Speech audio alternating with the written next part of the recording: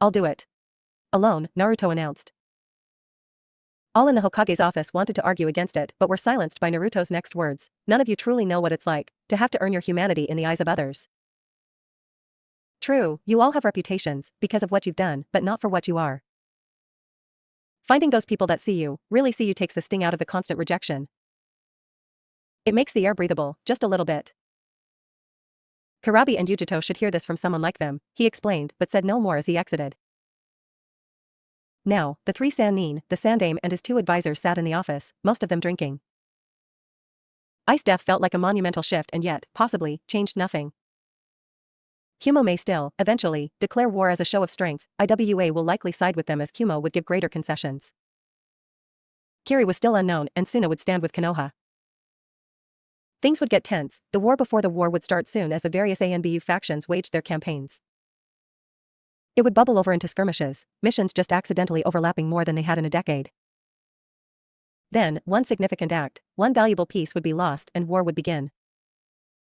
Wars are neither won nor lost, but endured, regretted and repeated.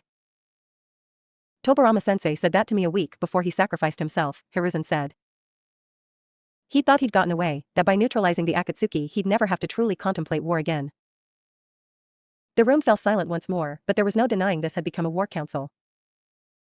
I know we were all thinking it and waiting for Naruto to leave so we can discuss it frankly. What is to be done with the Jinchuriki? They were here to keep I in line, but that's moot, Hamura stated. Extract the bijou, that'll be the cost for Kumo's attempt on Tsunade's life and the failed invasion, Koharu answered. Ho ho ho, extract them, she says, Jiraiya responded in mock joviality. If it were easy, every village would do it and we'd just stop making Jinchuriki. You have two people who could potentially do that and I feel confident in saying neither of us will reseal a bijou into a tea kettle. Let alone another person. Jiraiya knew he was on dangerous ground. It was unwise to tell the Hokage what he would and wouldn't do, but Naruto wasn't the only one that learned on their training trip. He understood why Minato did what he did, but the cost was high, maybe too high, to do a simple tactic. Now is not the time to be soft, Hamura said, ignoring Jiraiya's statement about the skill required. If Naruto-kun refuses, then the matter is settled to my mind, Orochi spoke and the unspoken threat was received. That means killing them is out as the bijou would reform here and we can't assume they'll be as amiable as the Kyuubi was. There's also the problem of you only having 5 active duty ninja that could kill Karabi and one of them, Guy, wouldn't survive the fight, Jiraiya pointed out. He was confident he could bout likely not without great injury. We can't just be reactive, not this time, Koharu argued. She didn't mean to be critical of Hiruzen, but Konoha had held its hand out in friendship to be spurned time and time again, it was enough. I agree, Tsunade said. We'll enter into negotiations with Kumo's Godame, Darui-san. While that's happening, we go hard at IWA. I'll have Shikaku draw up a list of targets, I want them set back a decade. Only way that happens is if. Hiruzen didn't finish the statement. No. Tsunade. Intel shows Darui was in IWA before the coup. Inoki clearly backed his play, if not suggested it. His removal is mission critical. Maybe the next generation can do better, either way, Inoki goes. Even if you get a list of necessary targets, who would you send? All ANBU teams will be dedicated to their own affairs and we can't send an invasion force without Inoki noticing, Hamura pointed out. Team Kakashi, Kurenai, and Asuma. They will be given the list and ordered to stay behind enemy lines until the job is done. They'll have frontline combatants, intelligence gatherers, trackers, assassins, and 3 members that managed to pull a job on the Sannin and get away without a trace. The Kazekage will be sending a small unit of his own and will iron out the details when he arrives. Even if they are successful, that wouldn't force Inoki to leave the village, Koharu stated. Hiruzen immediately frowned, the full plan of Tsunade's finally dawning on him. But the decimation of a large attack force he will no doubt send when he receives word of Konoha teams operating right under his nose may.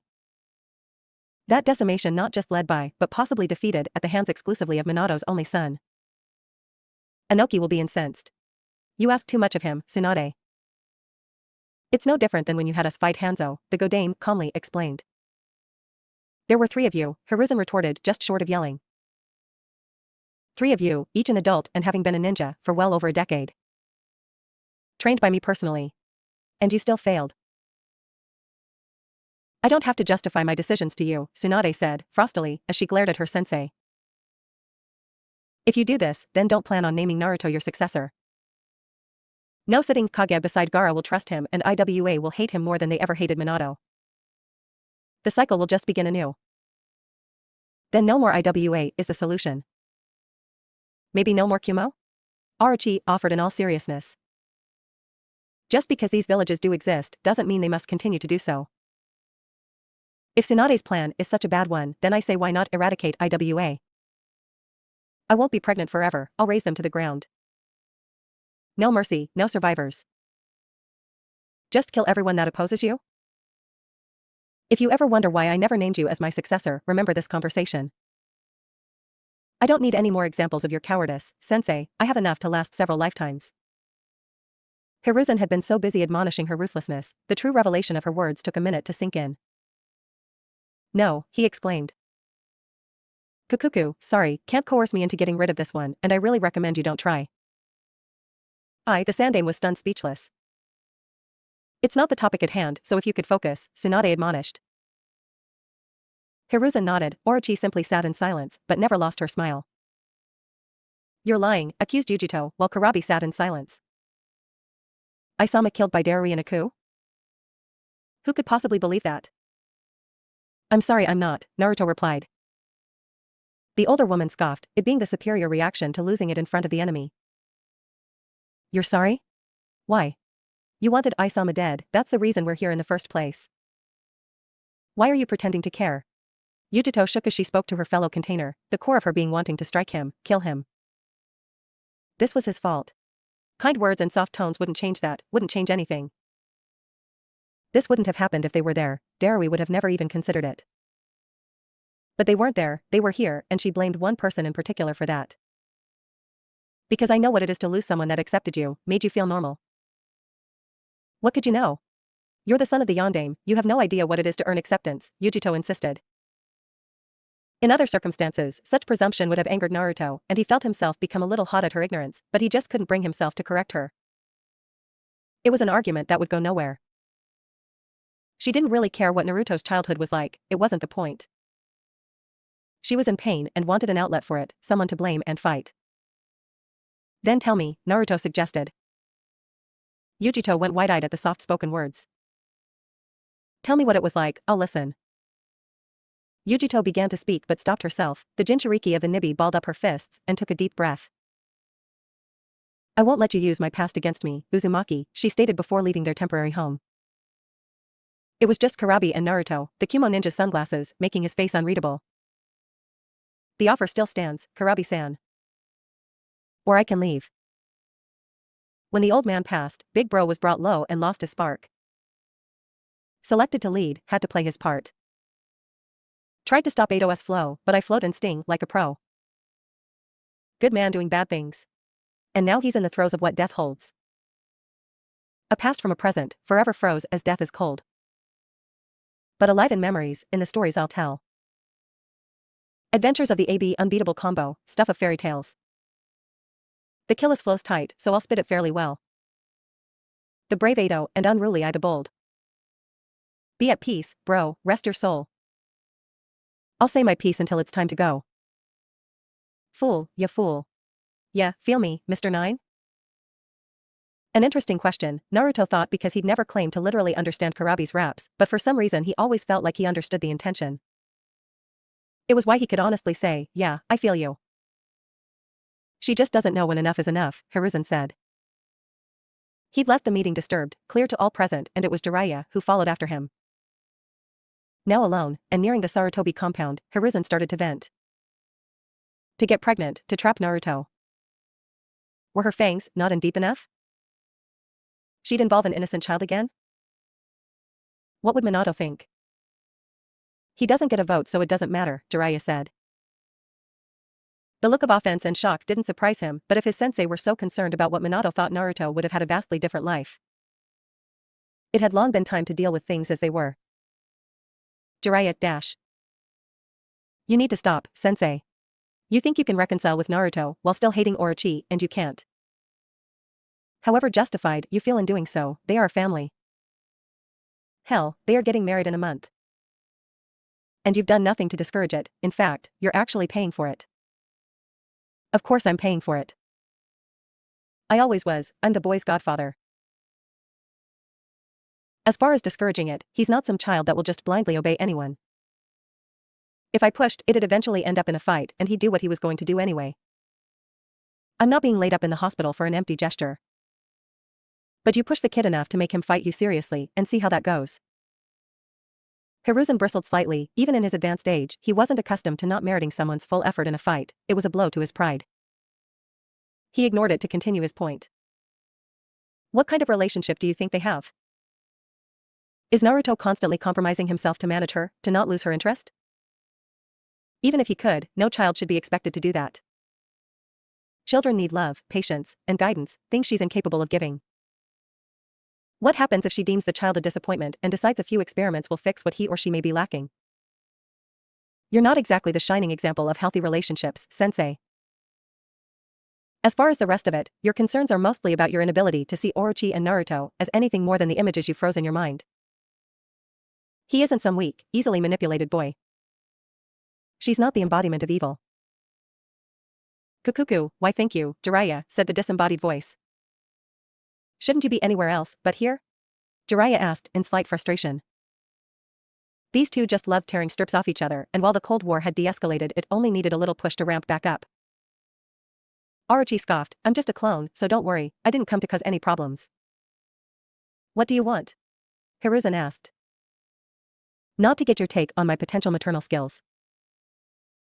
If I cared or valued you at all, I might be hurt, sensei. Can you just say your piece? I have things to do, Jiraiya requested. Of course, of course. I simply came to inform sensei that I'm done. Done? Hiruzen asked. Kukuku, yes. Done. The game isn't even fun anymore, too much like kicking a defenseless, stupid, wrinkled, stupid, old man. You said stupid twice, Jiraiya pointed out. He's stupid twice over, Orochi replied. So, if you have some grand scheme, it won't work. If you are waiting on me to do something, I'm not. I won, and I'm going out on top. No one believes that, and I certainly won't be lulled by your false promises, Hiruzen declared. She couldn't give up her games as it was a fundamental part of her psychology and their dynamic. Hiruzen felt something churn at her genuine laughter, bristling at being made a joke. Fine, sensei, you stay hypervigilant and I'll live my life as you waste what little remains of your own. What a fitting end, dying a bitter, old fool, she said, between laughs. Having relayed her message, the clone dispelled. Jiraiya looked toward his former teacher and saw the man looking defeated and hollow. It confused him, which must have been obvious when Hiruzen met his gaze. She wasn't supposed to win. She doesn't get to win, the elderly man stated. I don't see why not or why you'd be opposed to it. Her win has her working for the protection and embetterment of the village. It's basically the will of fire, that which you claimed she trampled on. If you value it so highly, then you should be pleased with this outcome. If not, you just look obsessed with a woman you rejected but somehow believed she'd never move on. I am no such thing, Hiruzen swiftly refuted. To accuse him of such a prurient motivation was beyond offensive. I've seen it before. You'd be in good company, as far as scumbag behavior goes. Maybe I'm wrong, but it certainly appears like you need to be the center of her world and hate that you aren't. It's not a good look, sensei. The two men continued to walk in silence, one fuming over his student's words and the other hoping he was finally heard.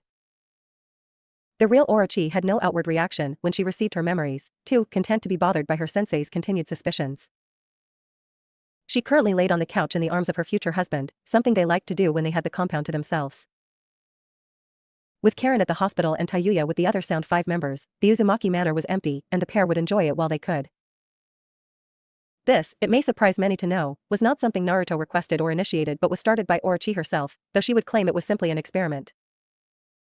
Cuddled up and quite comfortable, Naruto spared a glance to the wall-mounted clock. It was still early yet, but they should probably settle on plans before it got too late. Orochi-chan, you want to stay in tonight or you feel like going out, he asked. No strong preference either way. You? Same. I could go for some dango, they heard a voice call out and Naruto groaned. He liked dango, he really did, but she was a weirdo that basically lived with them now even though she had a place and was damn near 30 years old. Then go get dango, no one is stopping you, Naruto replied. He heard her enter the room and take a seat on their coffee table, hand held out and looking expectantly at Naruto. I could use some Rio, Naru Papa, Enko spoke as if some were the very embodiment of innocence. You're a special jounin, how are you always broke? Naruto asked. He ignored the name, the lunatic, deciding it was fitting since he was marrying her sensei. It contained zero logic, but if he rose to the provocation, she'd never stop. As far as the loan, he assumed Enko was smoking the finest of drugs. She made more than him being a senior at their mutual rank, and he made good money. She didn't need his money, and for sure wasn't getting it. Don't be like that, I do okay, but I don't have clan account money. Just slide some Rio over to Enko, and I'll get out of your hair. Naruto looked down to his lover, but saw she was enjoying this, and had no plans of intervening. He rolled his eyes at her smile, everyone was feigning innocence it seemed. No, there's a kitchen full of food, a garden, and the most varied orchard ever seen. Just eat something here, besides you need some variety in your diet. Enko rolled her eyes, she didn't only eat dango, but it was her favorite, and he could have already returned to his cuddles if he'd simply fork over some coin. I don't want variety, I want dango. Then go get some, no one is stopping you. Money please. Kukuku, I could go for some grilled eel, Orochi added. Fine, let me dash. But I don't want to leave. Naruto just buried his head into the crook of her neck while muttering about Shikamaru being right. She felt when he resigned himself to his fate, trying her best not to laugh. I'm going to go get everything I need to make all this here, but you, Enko-chan, are going to help me. If I have to bribe you with dango, I'm not rolling all those things out by myself. Wait, you know how to make dango?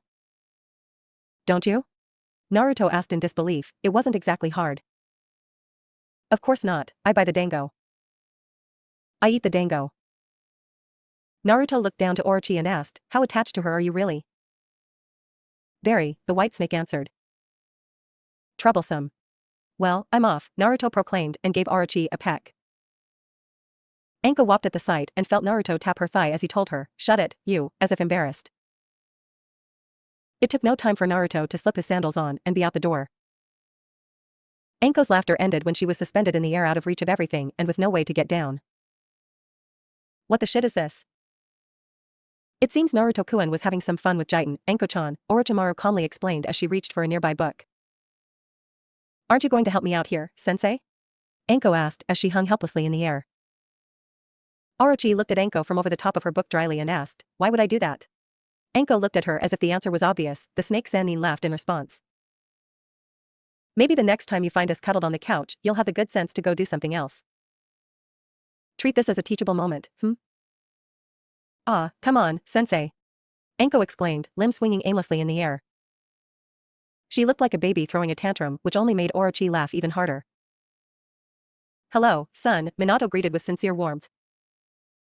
Naruto looked around, confused as to where he was.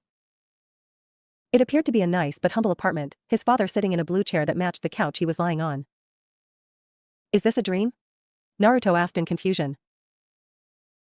Bagheera said the elixir he drank would help resolve his internal dilemmas, but he wasn't sure a dream would do it.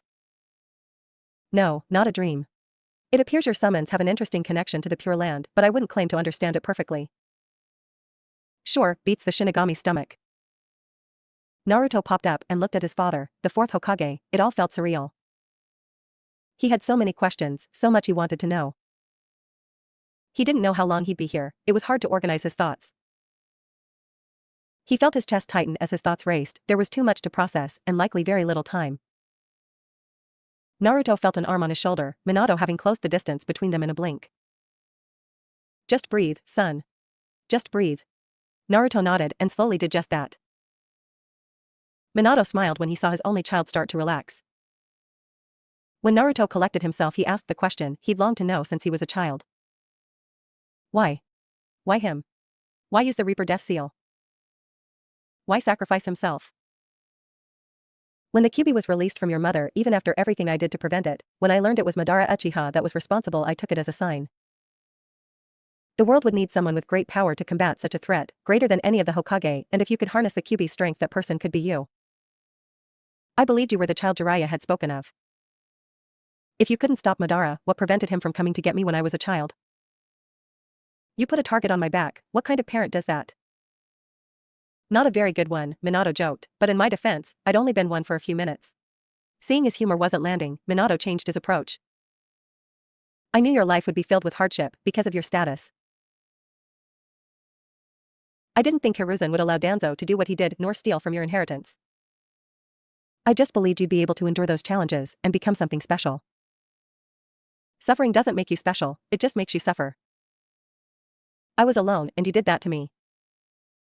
You sent me to hell and you think you did a good and noble thing? You're just like Jiraiya and the old man. You talk a good game, but ultimately you didn't want Konoha to not have a Jinchuriki and sacrificed your kid in the process. He was angry with and tired of people who grand ideologies leaving the work to others. Not just Jiraiya and Hiruzen, but Ito as well. Minato looked down in shame. He'd been so sure of his actions, he always was, as it was the trait that allowed him to press forward. But seeing Naruto's pain, hearing the resentment in his voice hurt more than the Kyuubi's claws ever could.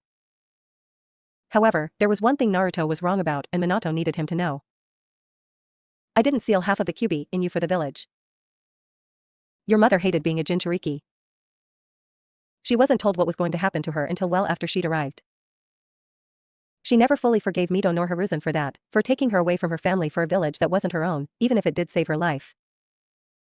No, I didn't do that for the village. I sincerely believed, Kyuubi or not, you were to be the child of prophecy, and I thought the Kyuubi would help with your trials. The Kyuubi being released was a cataclysm, there's no other way to describe it, and I didn't think any ninja could fight someone that could unleash that upon the world without a lot of help. I made many assumptions. I thought Jiraiya and Kakashi would be a regular presence in your life. I thought Hiruzen's will of fire would extend fully to my son without exception. I thought so many things that turned out not to be true. I am truly sorry, Naruto. Sorry that my belief wasn't the wind beneath your wings, but a boulder on your back. Sorry for the pain I caused you. And I'm so sorry that you see my last acts as me being a Hokage instead of a father. So much can be blamed on the chaos of the night, of knowing Kushina was going to die and having failed to protect her, but it wasn't right to put so much weight on you. Especially when I wasn't there to help you manage it. I still believe in you. In you, son. But I won't hold you to an unfair expectation, I won't burden you with that prophecy. No matter what you do from here on, I'll always love you. I'll only ask that you be the best man you can be, and when you have a child be a better parent to them than I was to you. Naruto stared at his father with wide, watery eyes. He didn't know what to say. While he hadn't lied, some part of his rant was misplaced anger at recent events, but his dad had apologized. For others, there was always an excuse, and while his father laid out his thinking, it didn't feel like he expected Naruto to forgive him on his justifications but understand why he did what he did. He felt validated in a way he hadn't previously, seen in a way he hadn't before.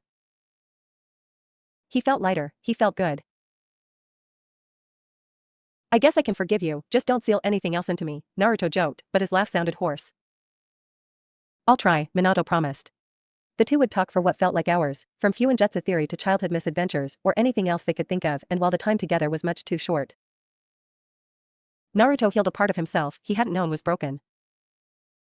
Even Minato's final words were a much-needed salve to the adolescent Jinchuriki. If you should ever start to doubt yourself, feel you've lost your path, just know your mother and I are rooting for you, so keep pressing, Naruto. Your potential is so much greater than you realize. It would be a shame to stall now. When you think you're hit a wall, go harder. When you think you've run out of road, go further. Only then will you truly know what kind of ninja you want to be. Naruto-kun, the sound of Orochi's voice, pulled Naruto from his memory. He was brought back to the grotto, within the land of the Panthers. He smiled at his future wife, their wedding, just a day away. The slight breezy within the cave blew at her wraparound skirt, her matching purple halter top revealing just the slightest baby bump. Where did you go? She asked. Just remembering when I met my father, something that should have been impossible given he was trapped in the Shinigami's stomach. Unless someone freed him. You wouldn't happen to have any theories on that, would you? Don't be coy, Naruto-kun. Yes, I freed him by using the correct mask in the temple. I used someone slated for execution anyway, so no innocents were harmed. Naruto wrapped his arms around Orochimaru, looking into her citron eyes. Thank you. We met at just the right time, thank you for making it possible. Anything for you, she said as she wrapped her arms around him. Naruto returned the gesture, his body moving without conscious thought. You just can't keep your hands off her, Naruto-chan. Should we expect several new summoners in the near future? Bast posed having entered the grotto. Naruto rolled his eyes at the elder of the Panthers. He suspected it and was proven right, there were no sacred rituals. Bast had lied. He didn't mind, they had thrown Orochi and him a very enjoyable party, but she could have just said that. We're not really thinking past the one on the way, Granny. That is wise, Bagheera stated. Are you ready to return to Konoha? He asked of the young man he'd helped raise. Yeah, this has been great, but the others have something planned for us tonight, so we have to get back. Kukuku, you don't sound excited, Naruto-kun. I'm not. If it were just Shika and Shino, I'd be beyond happy, but having the entire teams of my generation there. Naruto relayed. He understood the politics of it, so he didn't complain, but they weren't his friends. Such are the burdens of seeking the hat. I'm sure it'll be fine. Naruto didn't respond but nodded to Bagheera, who returned them to the village. The couple entered their home, immediately being alerted to a commotion in the back. It appears your party is already underway, Orochi said. Naruto grimaced, but nodded. You don't have too much fun tonight, he said jokingly. I think I'll manage, Orochi supplied, dryly. Now, stop stalling and go greet your guests. I'll depart when my bodyguards arrive. She sounded so sarcastic at the mention of the sound 5, not that they weren't capable, but she saw it as farcical that she needed protection. While Naruto had the utmost belief in her abilities, he vehemently disagreed but wouldn't voice it if she were allowing them to tail her anyway. A customary kiss goodbye and he went to the back of the manor. Naruto, several people shouted. He was the last to arrive, much to his embarrassment. The Uzumaki apologized, but all waved him off. Choji was manning the grill and Naruto resolved to do something nice for him while also hosting an event where the Akimichi didn't cook. He made his rounds to all, but gave a little more time to a special guest. Kazekage-sama, what are you doing among this collection of scoundrels and reprobates? Naruto asked as he shook his fellow Jinchuriki's hand. I'm slumming it for the night, Gaara replied in a perfect deadpan. I guess I shouldn't find it too surprising, you are around Kankuro a lot. Oi. Kankuro shouted in mock offense, but was ignored by the containers. Thanks for coming out tonight, Gaara. I won't let anything that could tarnish your standing go down, so relax and enjoy. Naruto. Jiraiya called to get his godson's attention. Once he tossed him a bottle of sake as he made his approach. Now, listen, I got Minato good and sauced during his bachelor party, and I won't break tradition, so be prepared because you're drinking with the Toad Sage tonight. Naruto took a swing from the bottle to placate Jiraiya.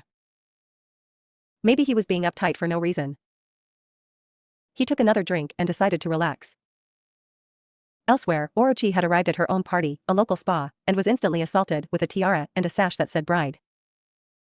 If Koharu hadn't been insistent that it was tradition, she'd burn both items. The ladies of her party included the usual members of the Kunoichi gatherings, plus Tayuya and Karen. Thankfully, Tsunade didn't have any insipid games planned, so Orochi could enjoy her mani/petty in relative peace. Or she had been before Tsunade called for everyone's attention. Listen up, everyone.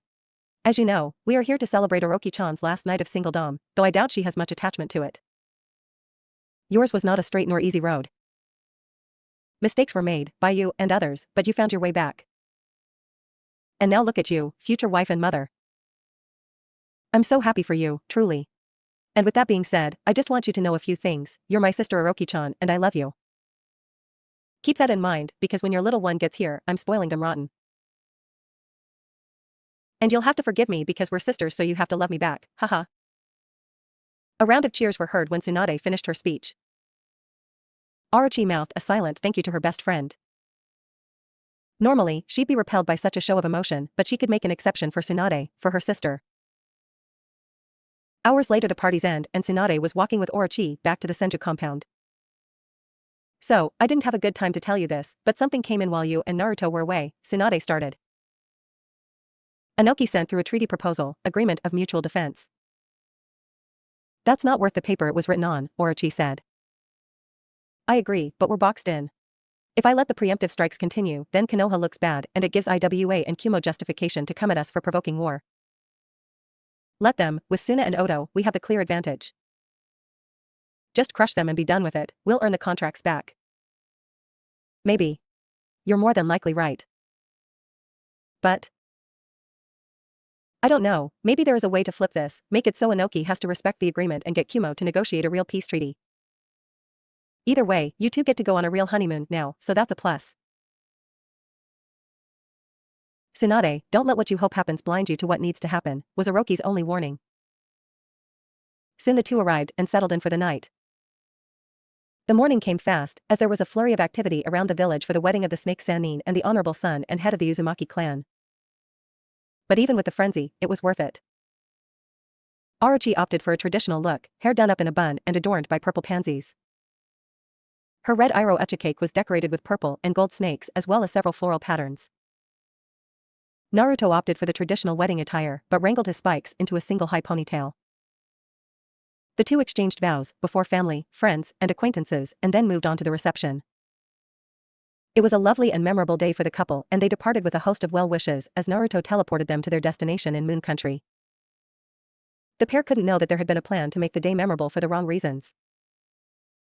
20,000 IWA and Kumo ninja would have marched on Fire Country, overwhelming the border defenses. The ploy meant to force Naruto to confront the massive army with whatever backup he could have cobbled together. Back in the village, Han and Rashi were meant to cause wide-scale damage. Potentially kill some high-ranking ninja and work with Yujito and Karabi to ruin as much of Konoha as they could before retreating. Inoki sat in his office contemplating the plan he delayed. The peace treaty was a farce, but it would prevent the ever-image-conscious Konoha from doing anything rash. He looked to the other occupant in the room. There was no trust between them, just an acknowledgement of mutual interests overlapping, but if this went wrong Inoki wouldn't hesitate to attack. You better hope you're right, Zetsu-san. I am. In just a few months you and I will get everything we want. The scent of ocean air and a decided lack of warmth was how Orochimaru awoke. She was thankful Tsunade had long since cracked a treatment for morning sickness, or the briny smell of the air would have likely sent her running to the bathroom. She opened her eyes to confirm what she already knew, her husband was not in bed. Slipping on her sky blue yukata, Orochi stepped outside the beachfront bungalow.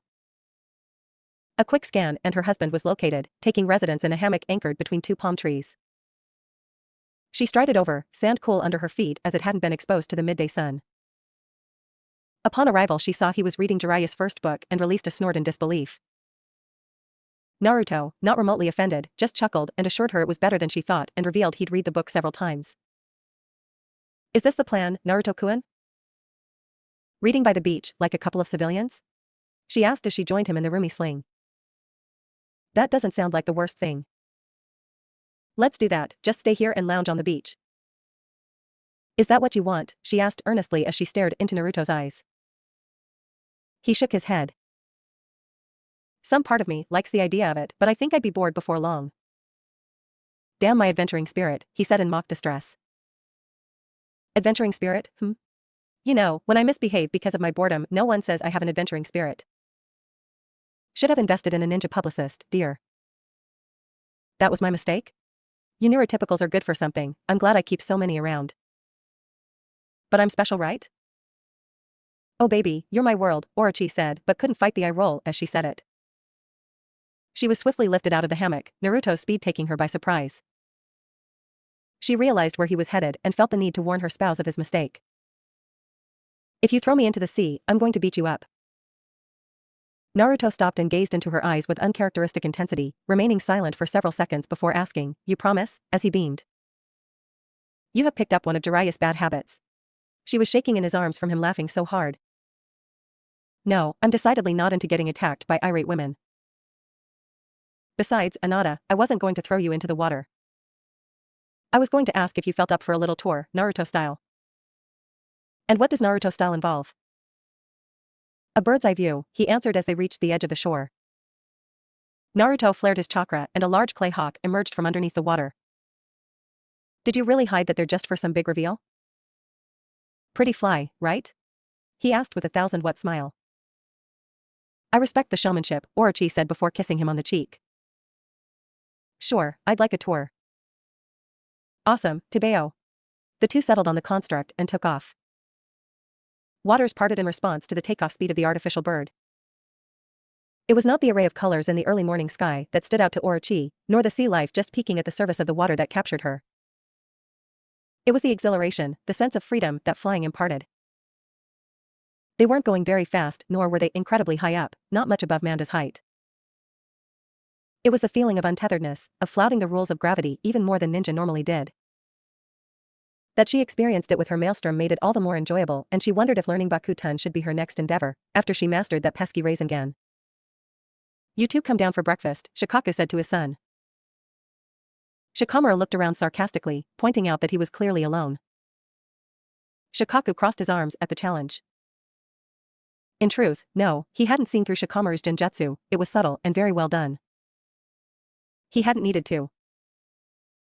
The problem with 16-year-olds is they all assume they were the first 16-year-olds to ever exist, so all their tricks are novel and unknown. Hate to break it to you, son, but you aren't. And even if you were, remember I'm the Jounin commander, for a reason, fuckhead. Now, come to breakfast so your mom doesn't throw a fit. Said commander closed the door and promptly snickers could be heard. You just got sunned, Shika. Ha ha ha, laugh it up, trouble. As I recall, you were the one that suggested we come back here, Shikamaru said as he left his bed, headed toward his closet. Well, I didn't think you'd want to come back to my suite, the one I share with my brothers. Besides, hotel sex makes you feel like a whore. Excuse me? Shikamaru asked in shock. Yeah, like my on-call gigolo just waiting for his mistress to summon him. And it's fun at first, but I worry about my respect for you. You're the most troublesome woman on the planet, and it isn't even close. There's no way I'm more troublesome than Orochimaru. You know, the wife of your teammate and best friend. Well, she's Naruto's to deal with, Shika observed. Oh, and I'm yours? To deal with no less? She asked too sweetly. Shika knew the trap he'd sprung, but experience taught him backing out or groveling only made it worse. Yes, to both, he said and got hit with a pillow. Can you please get dressed? Sure, let me borrow a shirt. No, because every time I let you borrow a shirt it just becomes a new shirt for Temari, and I'm running out of shirts. Yes, and as your girlfriend that is my right, so since we're dropping pretenses. Gimme a shirt. Shikamaru ran through numerous responses to the absurdity he just bore witness to but just threw her a black t-shirt instead of engaging. He'd have Naruto tag his clothes so he could just summon them back later. Oh, and Shika? Don't get any bright ideas about tagging your clothes just to take them back later. Shikamaru tisked at his plan being seen through. But they are my clothes. And I'm borrowing them. But you never give them back. And I won't for as long as I permit you access to my vagina. See how that works? I don't see how, given what you just said, I'm the sex worker in our relationship. Watch it, Nara, I keep a fan on me. Where? Shikamaru asked in genuine surprise. He'd been thorough last night. A girl must have her secrets, Temari said with a laugh as she finished dressing and exited the room, Shikamaru close behind. He really needed to know where that fan could be. The two arrived at the table, taking their seats, Temari greeting Shika's parents as they did. They welcomed her warmly, but Yoshino slapped Shika in the back of the head, much to his dismay. Ow, why? He asked. I thought you'd have learned to stop misusing your genjutsu skills after that last mishap, Yoshino stated. Mishap? Temari asked as she put some scrambled eggs on her plate. It was nothing, Shikamaru reassured her. And I didn't cast that genjutsu, couldn't if I wanted to. Why not slap Naruto in the back of the head when he gets back? I would if he'd ever come over, but either you don't invite him or he avoids us, Yoshino complained. Me, dear, he's avoiding me. But she does have a point, you can't just put people under illusions whenever you want. If you think I can cast a village-wide genjutsu, then you have an incredibly erroneous read on my skill set. Wait, the entire village was under a genjutsu? What did you do, Shikamaru Nara? Temari asked in confusion. Well, you want to tell her, or should I? Yoshino asked. What a drag. Officially, I didn't do anything. But let's say someone crossed one of my teammates, but through a moronic chain of events was spared the beheading that would normally come with such behavior. Well, that person returned to the village right around the time said teammate received some life-altering news. And given the exigencies of my teammate's nature, action was going to be taken. And it was. Allegedly. There's no proof, so this is all hypothetical. Oh, tell her how Jiraiya-sama stormed onto our compound and how he brought a few dozen ANBU with him, Yoshino added, and Temari looked shocked. Not to mention, you were considering fighting them, like an idiot. Shikamaru. Troublesome. 4 people, covered head to toe in protective wear, work silently. The work wasn't hard, but it was best completed quickly so as to not disturb the habitat. An occasional release of smoke aided in the task. It didn't take long to acquire the raw materials nor to extract what they are really after. They had become practiced hands by this point. The 3 Aburame and the foul-mouthed Uzumaki don't remove their protective wear until they are clear from the apiary. Shino had long toyed with housing a hive. Having a teammate that could grow plant life regardless of the season was an incredible boon to the endeavor. The apiary hadn't grown so large that Shino could start producing honey for commercial uses. It was little more than a hobby, but one he got to share with Tayuya. It may have surprised many that she took to caring for the bees, but Shino knew it was because they didn't know her, only seeing the vulgar way she expressed herself. Even ninja trained to see beyond the surface level often failed to do so, just like with his clan and his Jinchuriki teammate. It was perplexing as Shino didn't understand how you turned off critical thinking skills. How could you be selectively ignorant? It was a maddening conundrum. The hive seemed agitated today, son. You should reassess your safeguards to make sure no threats can infiltrate, Shibi relayed. Shino nodded in affirmation. And Tayuya? Yeah? We're having a trivia night again, will you be joining Shino? I don't know, will you fucking cheat again? Tayuya asked. Shino could see the amusement on his father's face even if no one outside of the clan would ever be able to tell. Yes. Fine. I'll raid Stump's liquor cabinet. More sake from MT Mayaboku would be nice, Eri said. I'll see, that shitty pervert Jiraiya likes to hoard it when no one's looking. Either way, we look forward to your presence. We will depart for now. Shino's parents head to their dwellings, while Tayuya and he head back to the Uzumaki Manor. I'm going to figure out how he cheats. I believe, for my father, that is half the fun. Uh-huh. And what's the other half? The alcohol, Shino observed dryly. Yeah, you Aburame can really put it away. You guys should let people know how fun you all are. Many avoid us for whatever reason. If they cannot bother, then we see no reason to change that. It makes the special few we get close to all the more valuable. Tayuya rolled her eyes, but Shino focused more on the small smile she wore. You on duty today? No, Shino answered. You trying to fuck? I am now. Cool, Tayuya said and then disappeared in a shunshin with Shino following behind. Gaara's eyes danced across the page, the language flowery but easily grasped by the Kazekage. IWA wanted a treaty with Konoha, and only Konoha. It was an agreement of mutual protection and an end to all hostilities between the two powers. It mentioned nothing of Suna and Gaara didn't have to think long about the potential consequences. Border skirmishes or a coincidental uptick in the number of missions that saw IWA and Suna Ninja standing in opposition. It would only take the wrong, or from Inoki's perspective, right incident to trigger a larger conflict. If Inoki declared war on Suna, Konoha could side with Suna or with IWA, who was also allied with Kumo. Whatever the just decision was, the smart decision would be to either sit it out or side with IWA. It would make sense in the short term but would leave Konoha outnumbered when the other two villages turned on them. Another alternative was for Gaara to put his people on high alert and watch as IWA slowly chipped away at them, while the prolonged period of alertness burned out his ninja and left them in a vulnerable position. There were likely more options, but not for 1 second did Gaara believe Inoki sincerely wanted peace. Once finished, he put the treat request down and looked at Tsunade. What will you do? Exactly what Inoki wants. This was meant to either forestall a preemptive measure on our end or box us in while they readied themselves. I agree. But Inoki is too clever by half, that's his fatal flaw, and I say we exploit it, Tsunade offered. How do you recommend we accomplish that? Well, for one, I think it's time Konoha and Suna took their alliance to a new level.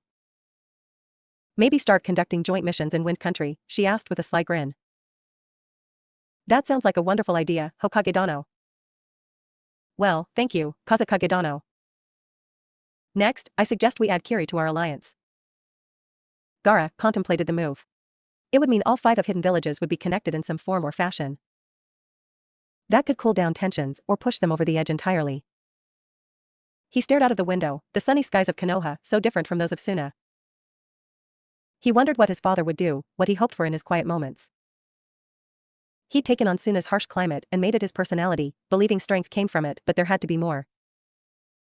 He hated Raza, though his time ruling over the village helped him understand his father more. He couldn't forgive the man for his choices. He could have done better. There were real constraints, but nothing made the former Kazekage terrorize his own son. Suna was strong now, but not because they improved battle effectiveness, not because they invented some new weapon, but through cooperation. War was stagnating. I agree, but it is risky. If Inoki and Darui are set on attacking us, this may only increase their resolve and plan accordingly. Tsunade nodded at the point. It was a risk, but outside of calling Inoki's bluff, they were short on options. The two were deliberate in crafting their proposals, hoping to entice Kiri. Once finished, Gaara departed as he'd be leaving for Suna before nightfall. Now, Tsunade needed the cooperation from the heads of the Uzumaki clan. Some ingenuity with her and Jiraiya's summons, and she was in contact with the newlyweds in short order, though she could hear the annoyance in Orochi's voice. One day, Tsunade. Not even a full day. I know, but this is important. I need you to travel to Kiri. If we can establish an alliance with them, it might make Inoki want to hold to his agreement. Then we should go to IWA and kidnap his granddaughter, or just kill the old fool. All of which could happen after our allotted time off, Orochi argued. Then you'd damn us to war. We are already damned to war, at least this way it is on our terms. Tsunade could only sigh. Orochi wasn't wrong, but the last of the Senju had to take the long view. Even if everyone assumed Inoki was lying, if she acted first, then it would be a pretense for no village to ever believe Konoha truly wants peace. She'd cut off each future Hokage at the knees. It was a risk. The logic of the world stated she should simply ready her ninja and storm IWA or Kumo. Konoha held the advantage, even without Suna's aid. But it would end the will of fire for generations, and Konoha would be just another ninja village. I need you to do this for me, even if you don't agree. Fine, but we will speak more about this upon my return, Orochi promised. I'm sure we will. Now put Naruto on, as he has a part in this he probably won't like. If it's about their swords, they can have them. All but the Kiba blades. I keep those. That surprised Tsunade, a fact she didn't hide. How'd you know? Why are you okay with it, and why keep the Kiba blades? How'd I know? I'm smart. Tsunade and Jiraiya both rolled their eyes. Why I don't care to give them up is simple. All those swords are gimmicky bullshit no real swordsman needs. They'll get a few promising ninja killed trying to master them. As for why I'm keeping the Kiba, I have two reasons. First, because fuck Kaiga. Secondly, Kiri was involved in the sacking of Uzushio, so this is reparations, which is way less than I could demand and extract. That's fine. You two can leave early tomorrow. With nothing left to be said, Katsuyu dispelled in both locations. Tsunade resolved to do something special for the couple for ruining their honeymoon. Unbeknownst to Tsunade, her oldest friend had no intention of waiting to be made whole, planning to take matters into her own capable hands. Naruto sensed the mood had shifted even before she began to speak. 5 days. That is what I was promised. 5 days alone with you, she said, body rigid. Naruto approached her, taking her into his arms. I know, I'm disappointed too. Well, someone has to pay for this, Orochi said, her hands out of view. Naruto couldn't tell she'd been holding something since he approached her. Naruto couldn't respond before he felt the needle in his neck, the pen injector going into effect and everything going black. Sometime later, Naruto awoke. He had no sense for how long he'd been out and everything still felt really fuzzy. Even with his impaired senses he knew a few things. He was naked, his wrists were bound and lastly, he was sporting a major hard O. Kukuku, it seems I timed that just right, Naruto heard. He tried to get up, but the bindings on his wrists responded equally to any force he exerted. It was impressive seal work. Another revelation occurred when Orochi climbed on top of him, his body extremely sensitive to touch. What's all this about, Orochi-chan? Naruto asked, her face just a breath from his. Oh, just a little something I'd created in case you'd been in need of convincing regarding the viability of our relationship. I've proven I don't. Ah, you have, but my concoction has other uses, she stated. It was taking all the control she had not to simply indulge. Her maelstrom was under her complete control. She gently rubbed his whiskered cheeks as he leaned into her. You may recall when you revealed your ability with the sub-elements, I stated if you were older I'd have taken you right there until you begged for mercy twice. I remember. Then you may also remember you confidently stating you'd never begged for anything a day in your life. I seek to test your resolve. You're being very bad right now, Orochi-chan. Naruto was answered with a kiss, the sensation almost overwhelming and intoxicating. He writhed against his restraint but to no avail. He longed for further contact when Orochi broke away. And I'm sure punishment is forthcoming, so I might as well enjoy myself, she said with a predatory grin. Kiri, as far as Orochi was concerned, was a hole.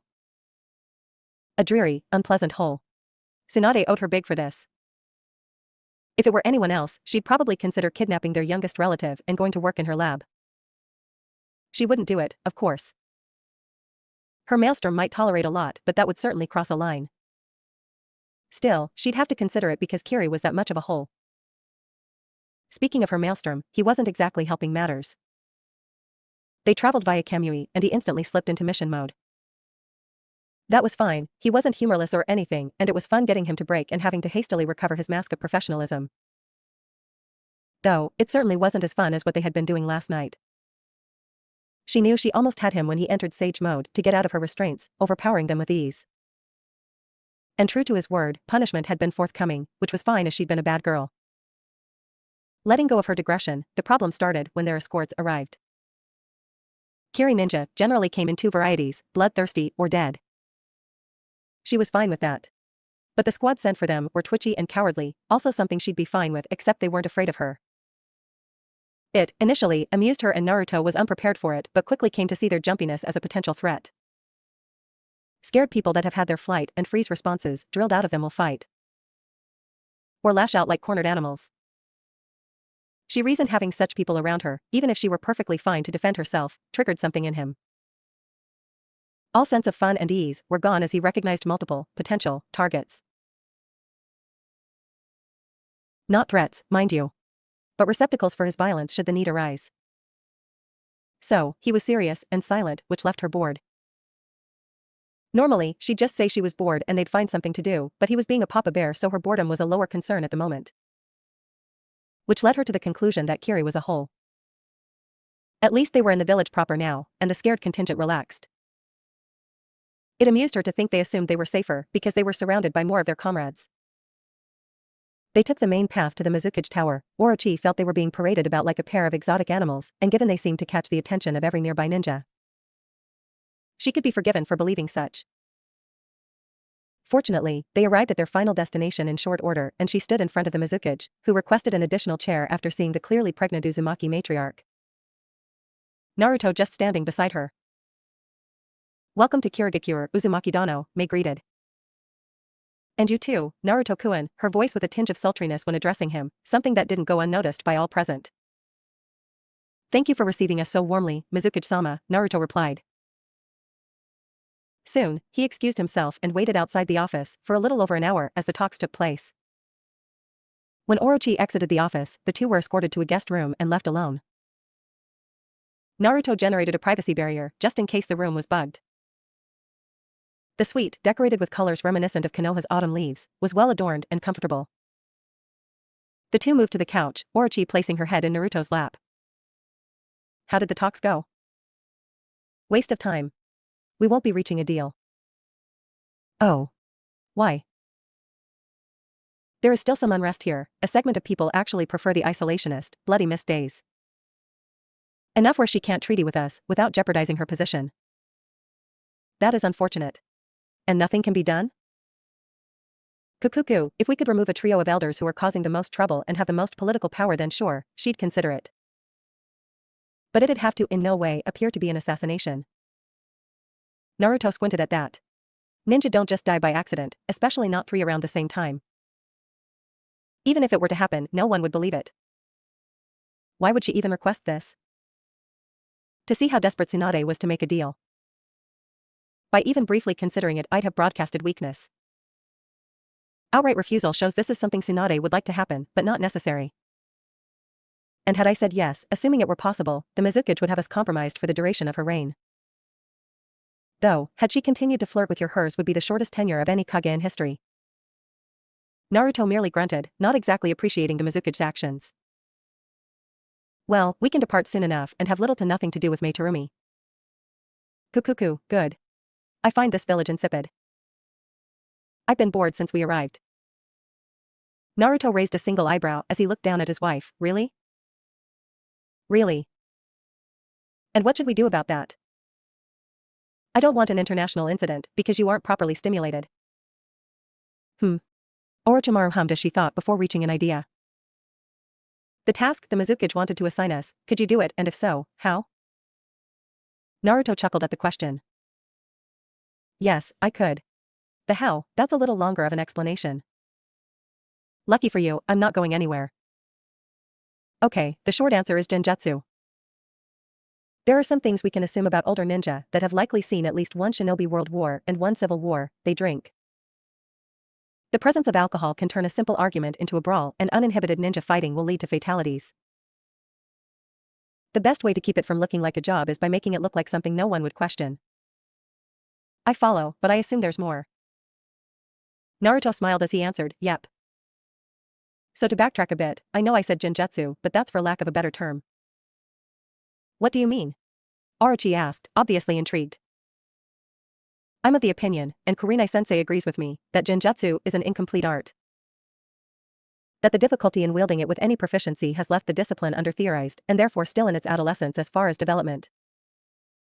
Just think about it, the Nara and the Yamanaka both utilize in-release techniques and neither require the disruption of the chakra system nor the existence of a chakra system to work.